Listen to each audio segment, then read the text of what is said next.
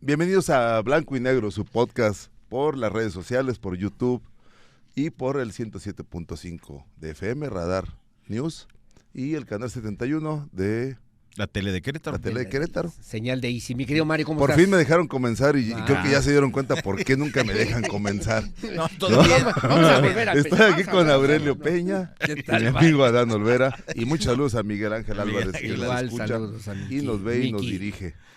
Bueno, pues a ver cómo ven el tema del mercurio, el contrabando de mercurio, una historia casi de película la que ¿Sí? nos cuentan. Tiene varias vertientes, ¿no? A ver, vamos a explicar primero el tema, para quien no lo conozca. Una agencia ambiental de Estados Unidos dice que desde Querétaro se trafica mercurio, un mineral, se trafica ilegalmente mercurio, que es un mineral esencial para producir oro en las minas de Sudamérica. Sí. Ese tráfico ilegal está a cargo, según esta agencia estadounidense, de un empresario queretano, apellido Zamorano, y su esposa, la panista, la ex secretaria de administración del municipio de Querétaro, Alejandra Pulido, Briceño. Lo que dice esta agencia, ¿no? Lo que dice esta agencia. El mecanismo que describe la agencia, ¿cuál es? Que se extrae ilegalmente las minas de Querétaro con un trabajo rudimentario, artesanal, dice, que se extraen alrededor de 200 toneladas, que se han traficado alrededor de 200 toneladas de mercurio a Sudamérica, que se falsea por la aduana. Ese mercurio se mete en costales de grava o de material de construcción, se declara como tal, como material de construcción, pero dentro de esos costales va el mercurio para que llegue a las minas de Sudamérica, y toda esta operación, hay que decirlo, según la agencia estadounidense, está a cargo también, es propiedad o es una idea, es una operación directa del cártel Jalisco Nueva Generación, con los dos personajes que mencionó o que mencionamos hace rato ya, supuestamente al frente, ¿no? Bueno, eso destapa un tema tanto político como de seguridad, también de descuido gubernamental. Hay que aclarar también que, bueno, el tema de la minería completamente es federal, el tema de las aduanas es completamente federal. Sí, claro. El eslabón que faltó también describir aquí es que llega esa grava, ese mercurio simulado de grava, llega a los puertos de Manzanillo o de Veracruz y de ahí se manda al extranjero. También los puertos son federales, pero hay una parte donde la historia sí se tuerce un poquito con el tema de la seguridad estatal, porque asegura la agencia esta que son 5 minas donde se produce el mercurio y que están totalmente bajo control, digamos que como una autonomía prácticamente, con un territorio muy controlado en seguridad por parte del cártel Jalisco. Pues a mí se me hace una historia de peliculesca, una historia donde sí hay que hablar que el mercurio hace muchísimos años trajo una bonanza muy importante en la zona. La Segunda Guerra Mundial, ¿no? De San Joaquín, de Pinal de Amoles, Peñamiller, que ya ves que dicen que allá ni las lagartijas, pero no, Peñamiller tuvo mercurio. Pero se me hace porque la normatividad mexicana prohíbe ya la explotación del mercurio por unos daños a la salud importante a los mineros. 1. 2, la historia se me hace increíble porque estarían coludidas entonces una cadena de autoridades, ¿no? Y desde hace mucho tiempo. Es un metal letal, no solo para el minero, porque es ese mismo, altamente contaminante. mercurio por el proceso que hacen para extraerlo, contamina los ríos y el aire. De una manera terrible, ¿no? Sí. Pero se me hace una historia de película. Y yo lo que escuchaba de la autoridad es decir que esta agencia no tiene ninguna autoridad o no tiene ninguna solvencia, sino que se trata de una organización como miles que hay, cuida huizaches y cuida arbolitos cuida airecito. Y que es una especulación, ¿no? Sí. No había datos, no había aportaciones rigurosas. Lo que sí llama mucho la atención es que describa tan detalladamente la operación. Sí, puede ser. Y además que se meta con los nombres directamente, ¿no? Eso es muy delicado porque es un señalamiento que hacen que pega, como decías tú, y se pasa a una arena política, ¿no? Totalmente. Sí, lo comentabas tú y además me parece, y estoy de acuerdo, ahí hay un tema que está de manera muy ambigua, por lo menos narrado en esta misma descripción de esta agencia supuestamente ambiental, pero implica también, o necesariamente, las autoridades locales y municipales tendrían que revisar a ver qué está pasando en realidad. El secretario Giovanni Elías Pérez dijo ayer, no hay nada, no hay tal, ya revisamos, ya hablamos, ya platicamos incluso con los mineros, las organizaciones incluso de cada uno de los municipios, no hay absolutamente ninguna evidencia. Digo, estaría muy bonita la nota también que nos dijeran que sí es cierto, ¿no? Bueno, yo también pero cuando la leímos muchos dijimos, quiero ver que un funcionario me diga, sí es cierto, manches. fíjense que todo lo que dijeron es cierto. Sí, claro. ¿Cuándo se ha escuchado eso? Sí, claro, pero no hay ninguna evidencia hasta donde nosotros sabemos de que esto realmente pudiera estar ocurriendo, y cuando decían, lo maneja, lo controla el cártel Jalisco Nueva Generación, así como si fuera una cartita dirigida específicamente, más bien pienso yo que tenía la intención de golpear a alguien que tiene aspiraciones políticas en el 2027. ¿Te refieres a Luis Nava? Sí, Luis Nava, que fue jefe de porque cuando vinculan a Alejandra en el municipio de dicen, Querétaro. Hay que decirlo, solo fue un año administradora, ¿no? Sí, un año nada más, sí. Y hace 6 que ya no trabaja en la administración pública. Hace 6. Y ella puede hacer con su vida privada lo que quiera. ¿Tú crees que toda esta maroma sea para afectar a Luis Nava? Yo creo que había por ahí alguien que a lo mejor quería incidir en algún negocio. ¿No crees que va más allá? Que hacen los panistas. ¿No crees que va más allá? Sino que yo voltearía más bien. Yo vería el tema Querétaro como la parte chiquita en el tema político. Sí. Y pues yo creo que habría que voltear a la aduana de Querétaro, a las aduanas de México. Claro. Donde dicen, por decreto presidencial, dijeron hace varios años el presidente López Obrador que ya no había corrupción, pero estamos viendo que sí la hay. Bueno, está el caso de Tamaulipas y yo te diría también, y ahora con el ingrediente del asesinato del delegado. Delegado de la Fiscalía General de la República. Pero bueno, yo creo que en la película que nos contaron, los grandes protagonistas es el cártel Jalisco, aduanas, puertos. Sí. Y yo me extendería un poco por la relación que hay entre aduanas y la entonces dirección de la UIF, de Unidad de Inteligencia Financiera. Ya sé yo me extendería a la UIF. ¿Y por qué? Porque tú acabas de decir, bueno, es una persona que aquí de Querétaro, evidentemente estas personas señaladas, si están metidas en este negocio, pues deben tener un cambio drástico en su estilo de vida. Sí, claro. Debe de ser. ¿No? Entonces, yo creo que la UIF en esos casos sí tendría que intervenir, detectado. ¿no? Sí. No nada más, porque a mí me llama mucho la atención que políticamente, por ejemplo, hace unos meses, menos de un mes salió una nota, ni siquiera un reportaje, una nota informativa pequeñita en un diario de Israel que mencionaba a Enrique Peña Nieto de que había recibido supuestamente 25 millones. A ver, solamente una mención. Y eso ameritó que se abra una línea de investigación a la FGR, anunciada por Gers Manero. Sí. ¿Por qué si ahorita se menciona también una corrupción de aduanas, de puertos, de funcionarios, o sea, de una exfuncionaria municipal aquí en Querétaro, bueno, y estatal también fue, ¿no? En algún momento fue el gobierno de funcionario Pancho estatal. Domínguez. Sí, claro. Pero si si nos platican ese peliculón que vimos, casi como de James Bond, o sea, pues ¿por qué no se abre una línea de investigación?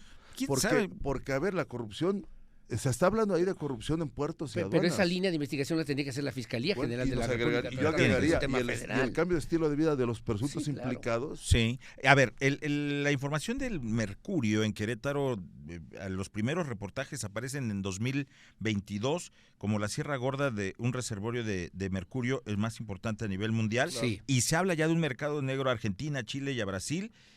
Pero desde el 2022 la UNAM trae esta investigación. O sea, ya sonaba. Desde 2022 ya hay los primeros indicios de este reservorio de mercurio y de este tráfico ilegal de mercurio y la explotación, además, de los mineros de la zona. Ahora, a mí me llama la atención esa relación entre la UIF y aduanas, porque la UIF era Santiago Nieto en ese tiempo. ¿Y quién era el de la aduana? Juan Carlos Espinosa Larracocha. El principal operador de Santiago Nieto. Por eso me sorprendió. Y lo publicó el Diario de Querétaro hace unos días de que se da un encuentro supuestamente casual. Esta información, ¿cuándo se dio a conocer? El jueves 31 de julio. Sí. Es cuando se publica. Sí. En México. En México, sí, claro. Claro. Porque tengo entendido que el informe en Estados Unidos era 1 o 2 días antes. Sí. Y el viernes 1 de julio, o sea, el siguiente día que se conoce esa información, curiosamente, el viernes 1 de agosto. Comen en un restaurante de Boulevard Bernardo Quintana, Así es. el exdirector de la aduana en Querétaro, Juan Carlos Espinosa, con el principal implicado y supuestamente Zamorano. jefe de esta operación, Zamorano. Y la señorita. Juan José Zamorano. Sí. No recuerdo el segundo apellido. Y Alejandra Dávila, Pulido. creo que sí. Ella no Dávila. estuvo con ellos. Bueno, pero Se estuvo en el reunieron, restaurante. sí, se reunieron los dos nada más. Ok. Sí, pero Sí. con el que fue encargado de las aduanas. Bueno, aquí ¿les en parece Querétaro. casualidad? No, yo creo que son de esas cosas que suceden en la vida por el universo se Pero ahora, la confabula, pregunta, ¿no? y retomo lo que tú dices, y entonces Sí. no va a Sí. pasar nada, nadie vamos a... Normalmente vamos a saber no más pasa nada. nada. Nadie quiere hacer nada. Nadie va a Aurelio. decir absolutamente ningún Nadie quiere hacer señalamiento nada. en contra de nadie. Yo creo que se Es cerró un el tema, federal, ¿no? municipal. Mira, ya, se mira, acabó. salió, yo creo que innecesariamente salió ayer Luis Nava este lunes, No tenía por qué salió a ser. aclarar Yo que coincido no contigo. tenía ninguna relación Yo con coincido ella, contigo. se subió a un tren en el que nadie lo estaba subiendo, pero Sí. bueno, Yo ya que coincido él se contigo sube, ahí. que salga a aclarar que bueno, que hace 6 años que no la ve, él sale a aclarar una cosa que no tenía que salir a aclarar. No. Que no tenía ningún sentido. No había que, fue su Que no colaboradora tiene ni pies hace ni 6 cabeza, años, ¿no? además. Pues no Sí. tiene caso. Y las consecuencias, ¿cuáles van a ser o hacia dónde van a apuntar? Sí me parece además que deja ver la corrupción que hay en las aduanas a nivel federal, me deja ver que hay un tema también Sí. que no se ha atendido por parte de las autoridades Bueno, y federales también- y- de la minería en este Y país. yo agregaré otra cosa. ¿Cuál? La falta de filtros, no solo en el PAN, en Morena, en un montón. Estos casos los hemos visto en todos los niveles y en todos los partidos, Sí. en todo tipo de gobierno. La falta de filtros en los partidos para tener gente honesta a cargo de la Sí. función pública. Sí, claro. Sí, ¿no? claro, totalmente. Entonces, bueno, yo no Totalmente estoy de acuerdo. culpando a esta Alejandra Pulido, la exsecretaria de Administración. No lo estoy culpando. Obviamente tiene el beneficio de la inocencia, ¿no? Sí, claro. Nadie es culpable Pero, hasta que no se le demuestre pero lo bueno, contrario. una también hay que aclarar, no ha salido ella a decir nada. No. No No. ha emitido Pero un comunicado. no sería como la versión del secretario de la Defensa en alguna vez, esa información no está comprobada. O sea, y nosotros no podemos dar explicaciones ni aclarar nada de una información que nadie Pues tiene sí, comprobada. pero tampoco el gobierno federal sale a aclarar el tema de las aduanas, que implica No. aduanas. Y tampoco no lo van a hacer. El tema de la Y minería. no lo van a hacer. Bueno, No lo van a hacer. no salieron a aclarar un día después la ejecución terrible a granadazos y a balazos del delegado de la Del FGR. No hay Sí. explicación que hasta que el gabinete de seguridad salga Hasta y- que informe. Y Hasta lo que de estamos Veracruz, y qué tal investigando. lo de Sí. Veracruz, Bueno, y luego lo Veracruz, sí, claro. Pues yo insistiría que este temas. caso sí amerita una investigación. Ojalá que la Fiscalía Estatal también haga lo que le toca, o sea, la parte de la seguridad, el tema de, Sí. de un control territorial, supuesto control territorial de donde están las minas, que tendrá que aclararse, pero también, insisto, a nivel federal, pues creo que Ujú. esa película sí así como la contaron, suena muy bien, suena muy impactante, muy grave, Sí. Pero, se pero, quedó en eso. yo creo que hay que En un- investigarla, ¿no? Hay Tendrán que investigar. investigarlo a quien corresponde investigar, pero yo no tengo ninguna esperanza de que eso suceda. ¿eh? ¿No? No. ¿Por qué? ¿Por qué no? Porque en este país pasan un montón de Bueno, cosas sí. y así se quedan. Lo que interesa Bueno. sí, lo que no interesa no. No, pues ya. Tenemos que hacer pausa, Ya, señor. ya, Tenemos ya, que hacer corte. Ya que le más da con uno. eso, muchas gracias. Buenas Ya que tardes. le buenas diga noches. uno, ya. Hacemos una pausa. Estamos Y aquí en el regres- podcast de Blanco y Negro. Pausa. Regresamos. Vamos a Me platicar deja con iniciar, el- pero no mandar a con pausa. el- no, adelante, mi querido Mario. Bueno, vámonos con los comerciales. Regresamos Gracias. con el Tienes presidente toda del la Tribunal razón. Superior de Justicia. Vámonos con Braulio Guerra Urriola. Estamos de regreso en Blanco y Negro. Gracias por continuar con nosotros en este podcast que usted puede ver por todas las redes sociales. Todas, absolutamente Y todas. también escuchar a través de Radar 107.5 FM aquí en Foro Expreso. Gracias por continuar con nosotros y saludo con mucho gusto al magistrado presidente del Tribunal Superior de Justicia en Querétaro, el doctor Braulio Guerra Urriola. Braulio, presidente, ¿cómo estás? Bien, gracias, Adán, qué gusto saludarte, Aurelio. ¿Qué tal, Me da mi gusto querido doctor? verlos. Buenas tardes, buen día. Buen día. Pues muchos temas en torno a la justicia, en torno a pues cómo en Querétaro se dan todos estos asuntos. Y yo quisiera entrar con algo que al menos a mí me apura mucho, la saturación de juzgados Sí. en Querétaro por asuntos del orden familiar. Por increíble que parezca, estamos ante esta situación, doctor. Es correcto, Adán. Fíjate que es la materia más saturada y desbordada. Y creo que hay que verlo de manera integral, Ujú. también preventivamente. Algo está Ujú. pasando. Ujú. A ver, traemos un mundo en este momento, Ujú. un México, un entorno social con mucho estrés, Ujú. con muchos problemas emocionales, Sí. con muchos temas de salud mental, Ujú. con muchos asuntos que invaden el entorno familiar y que han detonado desde luego que, por ejemplo, de 12 juzgados familiares, cada juzgado, cada jueza o juez traiga más o menos entre 2.500 y 2.800 asuntos por juez. Eso es un mundo inhumano. Y creciendo. Entonces son jornadas laborales exhaustivas, no me canso de decirlo. Son juzgados que trabajan, bueno, ya nada más nos falta, permítanme una mala broma, organizar pijamadas. Es decir, sí, claro. Porque se quedan 10, 11 de la noche, 1, y los términos los tienen para tal fecha. Se vencen. Es una responsabilidad, desde luego, de la institución, cumplir en tiempo y forma de acuerdo a la ley. Cuando tienes una medida cautelar, cuando tienes que programar una audiencia. Claro. Pero sí tenemos que reconocer que primero tenemos un problema sistémico que hay que comprenderlo a profundidad. Voy a ello. La ONU nos habla de que requerimos, para poder ser suficientes como institución de justicia, 18 jueces por cada 100,000 habitantes.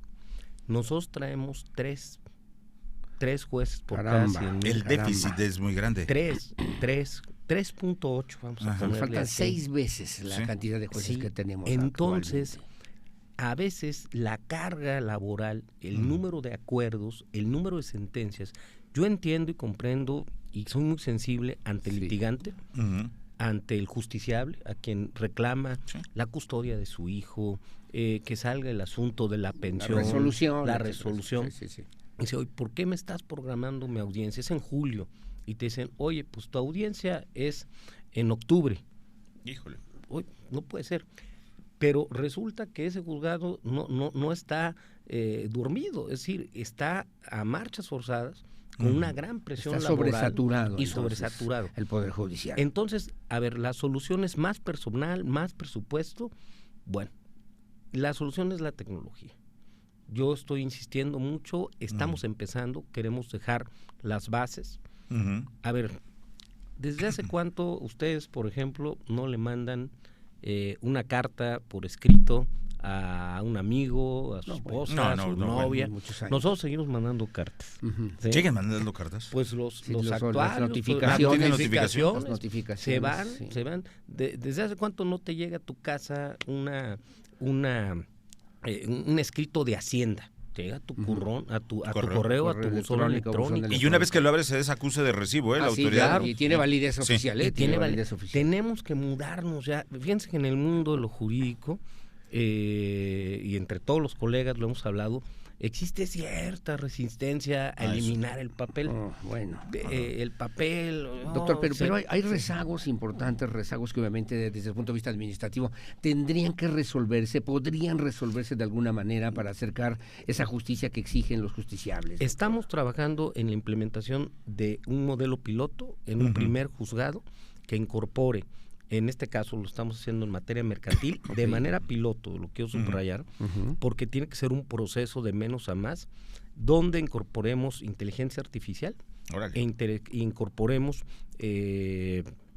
digitalización al 100%, es decir, que permitas el litigio digital y que permitas subirte a las nuevas tecnologías para que la interacción entre el justiciable y las personas que están como autoridades judiciales, los jueces y juezas, puedan resolver y tener las herramientas. A ver, no vamos a tener ahí a Isaac Asimov, ¿no? Ni la ciencia ficción. Sí. Son herramientas que te ayudan a construir y a desarrollar sistemas. La oralidad va a ayudar a materia familiar a desahogar toda esta carga de trabajo. ¿Y cuándo vendría esta oralidad? Le das al clavo, Adán. Yo tenemos que tener, y reconozco mucho a COSIFAM, que es la Comisión para la Implementación del Sistema Oral Familiar y Civil.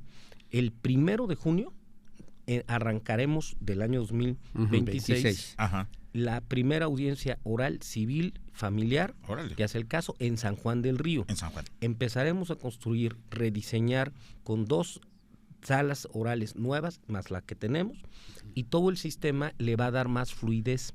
Lo importante aquí es el sistema de gestión, tener más jueces y personal que permita que las audiencias se desarrollen de manera continua, organizada, y que la oralidad permita que se resuelvan los asuntos ahí mismo. Esas audiencias, doctor, ¿se van a poder transmitir a través de las redes sociales, a través de una forma digital? ¿Cuál es la intención y el objetivo que ustedes están planteando? Tenemos dos estrategias interesantes que las pongo en la mesa. Sí. En materia penal, como ustedes saben, ya hay oralidad. Ya. En materia civil y familiar, las audiencias son privadas, porque es derecho privado, no es derecho público. El derecho penal sí impacta a todos, por eso es un derecho que nos interesa a todos. Hay un delito, hay la comisión de un crimen, entonces todos reaccionamos. En un asunto privado sí se digitaliza, se graba, se documenta tecnológicamente, pero son audiencias privadas. Pero sí la oralidad va a hacer que las secuencias y las resoluciones sean más rápidas. Los abogados tienen que estar listos, preparados, capacitarse en nuestras universidades, los programas de estudios, poder echar los abogados, para un cambio de paradigma. Es de 180 grados.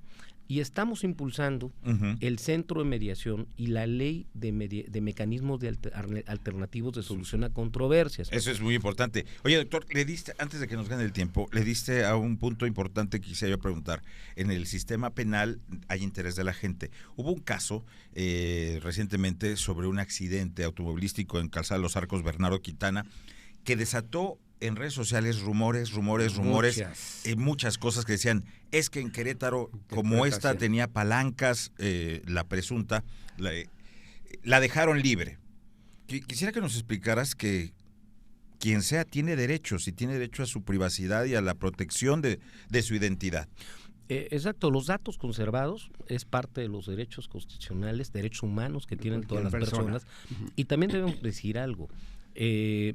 Fiscalía, y debo reconocer al fiscal Víctor de Jesús, mucha cautela, prudencia, para que lo que se presente como acusación con el Poder Judicial se sostenga, tenga evidencias, no viole el debido proceso. ¿Cuántas veces hemos visto, le violaron el debido proceso a la persona acusada? Se va porque no cumplió Fiscalía o el juez no cumplió. A ver, pasaron 2 días, fueron los hechos. Y al segundo día ya estaba programada la audiencia, había preparado el caso Fiscalía, presentó un caso bastante sólido, con todas las herramientas debidas, y bueno, se incorporó un periodo de 3 meses de investigación complementaria. Esto siempre es normal. ¿Para qué 3 meses si ahí están las evidencias públicas? No, es que hay dictámenes periciales, hay estudios pues de mecánica, científicos que buscan robustecer el caso para poder llegar a conclusiones más sólidas, ¿no? Entonces, me parece que Fiscalía, Poder Judicial están teniendo sinergias importantes en este momento y que están llegando a dar resultados como en este caso se dio. Nos queda un minuto para irnos a la pausa, doctor, pero nada más quisiera dejar planteada la pregunta, regresando de la pausa. En estas reacciones sociales, el alcalde de Querétaro, Felifer Macías, hace una propuesta que la lleva al Cabildo, que se estará discutiendo en un foro público, sobre la posibilidad de incluso modificar el Código Penal del Estado de Querétaro y que se convierta en un homicidio vial.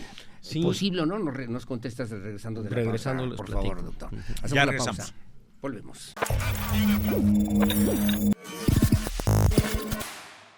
Bueno, ya estamos de regreso en blanco y negro, como siempre. Gracias por seguir con nosotros en este podcast que usted puede seguir en todas las redes sociales. Y le preguntábamos hace un momento al doctor, mi querido Adán Olvera, mi querido doctor Braulio Guerra Urbiola, presidente del Tribunal Superior de Justicia en el Estado. Hay una iniciativa, una propuesta del alcalde Felifer Macías, del alcalde de Querétaro, para modificar el Código Penal y entonces considerar el delito de homicidio vial. ¿Es posible? ¿Hay una, digamos, inercia jurídica, legislativa, social, que permita una modificación de esa naturaleza? ¿Tiene facultades el alcalde para hacer iniciativas de esta naturaleza, doctor? Me parece que bueno, pues es quien gobierna el municipio en donde acontecen sucesos y que bueno, está el lamentable hecho.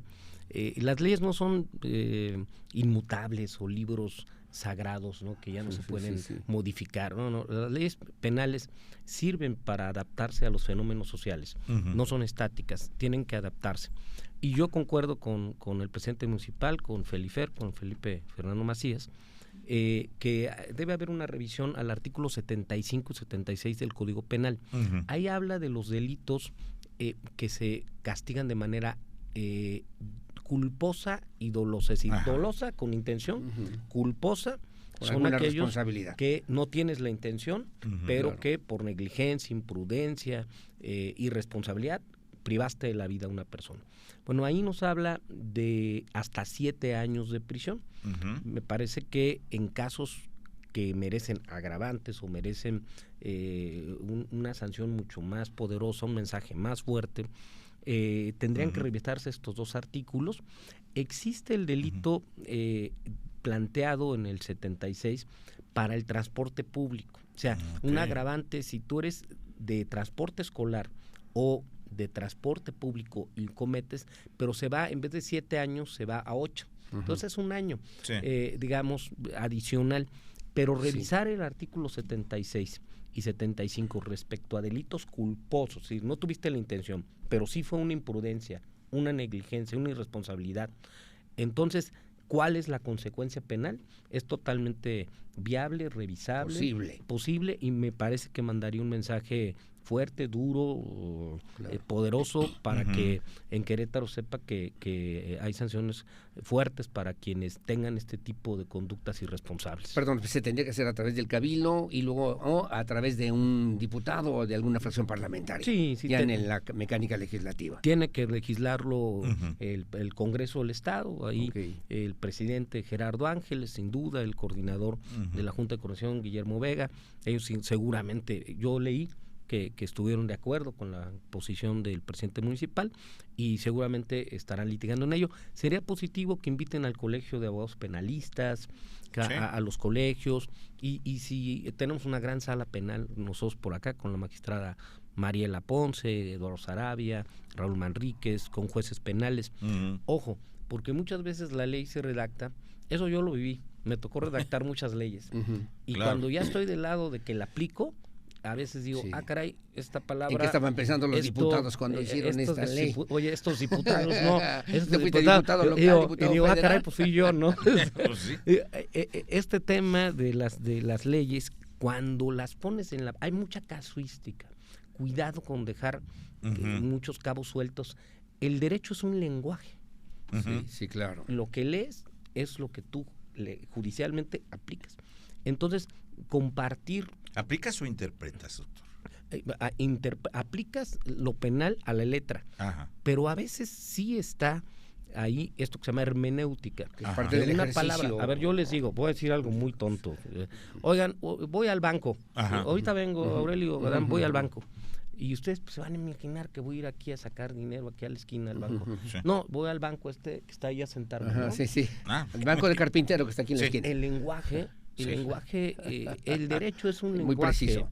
Entonces, es importante escuchar a los jueces en las reformas penales, civiles, familiares, porque al final quien lo aplica adquiere un criterio y puede sugerir esta palabra, cuidado, porque cuando yo lo aplico hay mucha casuística. Entonces, estamos abiertos a cooperar, si así nos lo piden, y a colaborar para tener una mejor legislación penal en el tema. Reforma judicial local. Tenemos un número de jueces que ya nos dirás ahorita, y magistrados y demás, con diferentes atribuciones y deben tener responsabilidades y habilidades. Así es. ¿Qué va a pasar si vemos el modelo nacional donde pues llegan supuestamente nuevos profesionales del derecho, pero aquí, hablando de esta saturación de asuntos familiares, imagínate que quites a todos y metas nuevos en asuntos que van atrasados. Que tiene rezago. Que tiene sobre marcha, sobre trabajo. De un punto de miles que pueden suceder. Es correcto. A ver, hay que tocar esa reforma,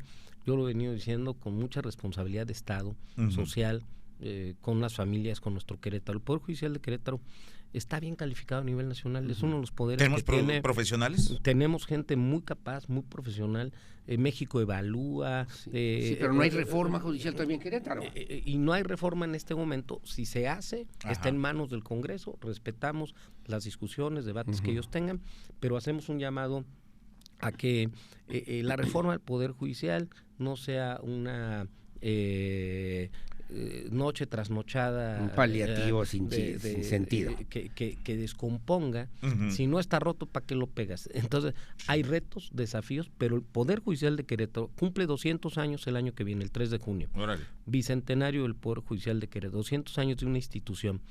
Entonces vamos a transformarla, no estamos peleados con los temas de elección popular, así está la Constitución, tienen que elegirse, pero una reforma que transforme, que mejore la justicia, que le dé más herramientas, que le dé más tecnología, ojalá se realice y nosotros siempre estamos dispuestos a colaborar. Nos quedan unos minutos nada más de doctor Braulio Guerra Urbiola, pero hablábamos de la proporcionalidad de jueces y decías, se requieren 18 jueces por cada 100,000 habitantes y en Querétaro tenemos 3. ¿A cuánto? A ver, nosotros ¿eso qué significa? Tenemos 80 jueces, pero miren, yo les he dicho en algunos foros, no me canso de decirlo, ya parezco así grabadora que repite.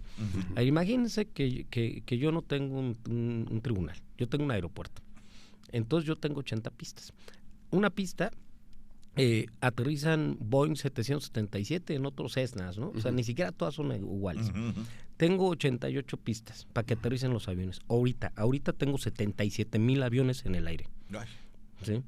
Hoy. Y tengo 80 pistas para que aterricen. Y todos quieren aterrizar y algunos quieren primero, después, ok. Necesitas un gran sistema de gestión, de organización. ¿Cuál aterriza primero? ¿Por qué tú primero? ¿Por qué tú después? ¿Por qué tú en esta pista? ¿Por qué? Híjole. Y pero hay tiempos y hay formas que se tienen que cumplir y atender. Tienes materia laboral, materia civil, materia mercantil, materia familiar. ¿Dónde? Entonces, es un gran reto. Estamos trabajando en ello. Yo reconozco que tenemos un buen pleno de magistrados. Somos 13 magistrados. Yo llamaría a que en lo futuro tengamos una nueva sala familiar. Yo creo que es impopular decir quizás necesitamos más magistrados, pero sí los necesitamos. Oye, a nivel federal uno de los pretextos de esto fue la corrupción de los jueces y magistrados. Ante el Consejo de la Judicatura Local hay quejas, hay casos, estaríamos en esos supuestos que nos vendieron de la corrupción. Querétaro se ha mantenido con observaciones 0 por parte de la entidad de fiscalización. Sí, los mejores sistemas judiciales. Hay pues quejas aisladas en el Consejo de la Judicatura que se atienden con los jueces, que se platican, pero sí está evaluado Querétaro como uno de los mejores del país. Entonces necesitaríamos 480 jueces más 480 jueces, pero tenemos 80. Pero me parece que no hay que ir hacia allá. La reforma judicial que se planteó a nivel federal realmente va a resolver esas deficiencias, esos rezagos del Poder Judicial. Yo creo que esa fue una reforma electoral, no una reforma a la justicia mexicana. Necesitamos una reforma orgánica, sistémica, de fondo, de procedimientos que elimine burocracia y que haga más efectivo, más eficiente y rápido los sistemas para ser más rápidos y prontos para resolverle a la gente. El sistema de mediación, los centros de mediación es una solución, estamos trabajando en eso. Un día les voy a platicar, es un proyecto muy interesante que vamos a certificar despresurizar a personas particulares para que sean mediadoras y sus convenios a los que lleguen se elevarán a cosa juzgada. Que tengan validez como si fuera jurídica. Una sentencia. Despresurizarán al Poder Judicial. Yo nomás quiero preguntar una cosa. A ver, legislativo, judicial, ¿estás apasionado ahorita del Poder Judicial o te sigue llamando la política y te sigue llamando? Lo traes en la sangre, o sea, te has formado así. A ver, el servicio público. A mí siempre me ha gustado mucho el servicio público. Ya pasé por este poder legislativo, federal, local, poder judicial. Me falta un solo poder, el poder dormir. Es lo que quiero yo ya. Yo nada más quiero poder dormir. Yo quiero hacerle una última pregunta. La verdad es que ¿Cuándo, no más. ¿Cuándo te vamos a volver a ver en el muro de Donald Trump? Mira, yo creo que son etapas, son momentos que... ¿Ya no lo harías ahora como presidente del Poder Judicial? Nunca hay que decir nunca más, pero es posible. Pero yo estoy abocado a mi trabajo, disfruto mucho la responsabilidad que tengo, pues el mundo de lo jurídico, pasar de hacer leyes, aplicarlas y a dirigir un poder como el judicial, para mí está siendo pues una gran oportunidad que me han dado los queretanos y quiero cumplir los resultados y no tengo sueños guajiros, estoy concentrado. Y sigue sonando el rock and roll. Y sigue sonando también ¿Y qué me dices de las estrellas y de las galaxias? Bueno, Diputado, Braulio, mi querido magistrado, muchas gracias. Gracias por estar con nosotros aquí en Blanco y Negro. Gracias, el doctor Braulio Guerra Urriola, presidente del Poder Judicial en el Estado de Querétaro. Mi querido Adán. Vámonos al corte y regresamos porque saludos tenemos más. A Mario León. Gracias. Mario, un abrazo. Pausa y regresamos. Estamos de regreso aquí en Blanco y Negro, su podcast favorito. No acepte imitaciones, yo se lo voy a pedir, por favor. No acepte imitaciones baratas de Temu. Entonces, mejor así. Continuamos, compañeros. Pues se regresa al horario habitual que tenían los antros, los bares, los restaurantes aquí en Querétaro antes de el episodio de noviembre de Cantaritos. Pues se regresa a un horario de 3 de la mañana, justo en un momento donde también se intensifican las campañas para que los conductores de vehículos no manejen en estado de ebriedad. Pero bueno, acá estamos hablando de una reactivación económica de la industria restaurantera y de entretenimiento aquí en Querétaro, cuando más han pululado los lugares de dolidas. De dolidas, de arrepentidas, ya que se sepan otras, ya que se aprendan otra, ¿no? Sí. Que la dolida, puro despecho. ¿Sí? Pero ahí hay un tema. Y ahora todos los bares quieren poner eso. Todos. Cambió la Secretaría de Gobierno. En la anterior parecía que no había esa capacidad de diálogo, de acuerdo, de atender y resolver. Una exigencia que también tenían los representantes de CANIAC, ¿no? De la Cámara de la Industria Restaurantera de Alimentos Condimentados. Llega Eric Udiño y se sienta con los representantes de este sector y dice, bueno, hay manera de tener un acuerdo, hay manera de resolver esa situación, hay que cumplir con una serie de normas y de situaciones que tiene que cumplir cualquier negocio, pero hay apertura. Y eso me parece es una buena señal. Pero a ver, pero parece contradictoria. ¿Qué tan importante es, Mario León, que te he escuchado a ti apasionadamente de hablar del tema, que los restaurantes y los antros cierran a las 3 de la mañana? ¿Eso es importante para Querétaro, para su desarrollo, para su estabilidad política? Pues ¿A eso nos limitamos? O sea, a 3 de la mañana los antros. Mi comentario iba a ser ese, que ya chole con los restaurantes y los bares. Creo que tiene que haber algo más en Querétaro que eso. Está bien, ya regresaron a las 3 de la mañana. Qué bueno, pero ojalá que también las autoridades ya tienen otros sectores, porque y también nosotros que hablemos de otras cosas, porque hablamos de puros antros y que si las 3, que si las 2 de la mañana, que si el borrachazo. A ver, está bien, pero yo creo que también ya es demasiada atención a un solo sector, yo creo que también. Cuando también hay tantos problemas en otras áreas, ¿no? Sí, yo siento también. De acuerdo, parece que el tema no es, es un tema... No tiene que ser monotemático del secretario de gobierno dedicarse solamente a los restaurantes y a deshacer los pleitos que dejó el anterior entre los restauranteros y los antreros. Pero yo nada más pongo un ejemplo. A ver, si yo tuviera dinero para poner un antro o un restaurante, bueno, si tú lo tuvieras, ¿por cuál optarías? ¿Por un antro o restaurante? Pues un restaurante, yo creo. ¿Por qué? Pues porque no me gustaría tener la bola de problemas que da un antro. Son muchos problemas que da. Sí, claro. Acabas de decir la respuesta correcta, maestro. ¿No? A ver. ¿Por qué? Porque si tú pones un restaurante, vas a tener el negocio del restaurante, el del negocio del bar. Sí, y vas a cerrar a las 3 de la mañana. Claro. igual que un antro. Y le meto DJ y exactamente. Y entonces tienes desde las 2 de la tarde hasta las 3 de la mañana. Sí. Si tú pones solamente un antro, pues vas a abrir a las 9, 10 de la noche si bien te va. Terminas a las 3. Y te van a estar cerrando y vas a tener mucho más problemas y te van a estar cerrando a las 3. Claro. Tuviste una operación solamente 5 horas, como máximo. Pues tendría que venderles de todo. ¿No crees que debería de haber, como en otras ciudades, como en otros países, un horario escalonado donde un restaurante no termina como si fuera antro, porque eso es lo que está pasando? Sí. Los restaurantes cierran como si fueran antros. Sí. Ahora, hay, por ejemplo, un giro intermedio en otros países, en otras ciudades, los bares o los pubs o como le quieras, las cantinas, a las 11, a la 1, y el antro es lo último que cierra a las 4, 5 de la mañana en otras ciudades. Aquí tendría que cerrar a las 3 el antro, pero no es posible que si tú vendes tacos, Adán, con cerveza, tengas una licencia de cerrar igual que el antro y meta una discoteca. Me compre una computadora y ponga ahí un DJ con audífonos. Entonces, ¿cuál es la diferencia entre un restaurante bar, un bar y un antro? Pues tienes toda la razón, pero insisto, a ver, órale, ahí está a las 3 de la mañana. Órale, dense, señores. pero vamos a ver los resultados. ¿Esto realmente impacta en la seguridad en Querétaro? ¿Realmente impacta en el desarrollo económico de una industria tan importante como son meseros, garroteros? La ciudad, o sea, que lo reclamaran también ahí los restauranteros. Seguro que también mucha gente, empresarios de, no sé, de toda la ciudad, también tienen otros temas que tratar más allá de que se cierran los santos a las 3 de la mañana. De acuerdo. Y yo creo que también están esperando que alguien les dé la misma atención y no se la están dando. Pero era el reclamo de un sector, si tú quieres, sin trascendencia, pero sí era importante que por lo menos hubiera esa posibilidad de dialogar, de acordar y de atender una situación. Lo cruzo con una declaración que hizo esta semana la secretaria de Turismo, Adriana Vega Vázquez Mellado, que dijo, se ha resentido también el tema del desarrollo turístico, ha bajado la ocupación hotelera, ha bajado también lo que tiene que ver con el desarrollo incluso de zonas como Querétaro, como Tequisquiapan. Nosotros fuimos a Tequisquiapan, Bernal y el Centro Histórico de Querétaro, que son los principales productos turísticos. Fue nuestra principal del lunes pasado. Y en los 3 destinos, ha bajado. Los comerciantes y los hoteleros están quejándose de una baja drástica, dicen ellos. Hasta de promoción. En la promoción, en las visitas y sobre todo en las ventas. Así a lo mejor sí sigue llegando gente, pero cada vez compra menos. Sí, claro. Entonces, bueno, esa es una coincidencia. Es una coincidencia porque, pues a lo mejor situación nacional, pues sí, pero algo tendremos que hacer aquí en Querétaro también para reactivar eso. Ahora, ¿de qué sirve también que pongas un horario a las 3 de la mañana? Mi humilde opinión.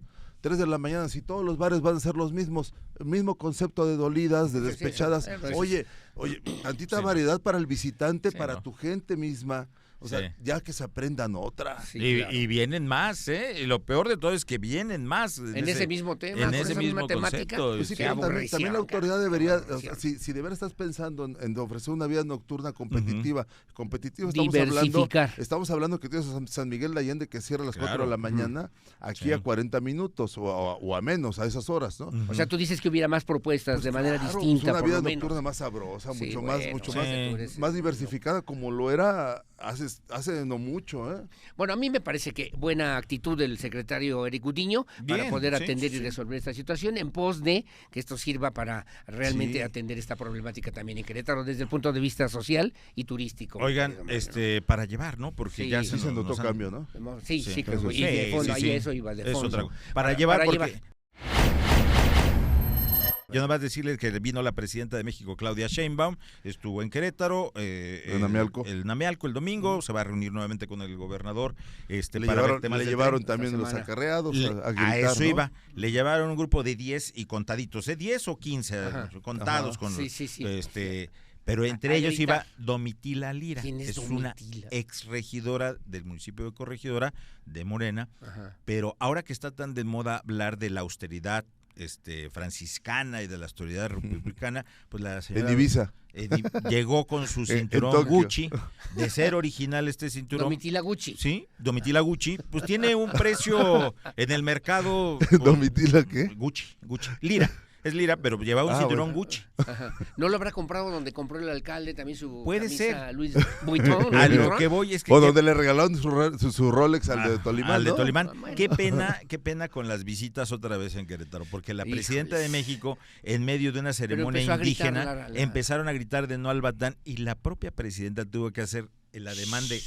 Cállate la boca. Qué pena con las visitas, lo sentimos, presidenta, pero pues es gente que...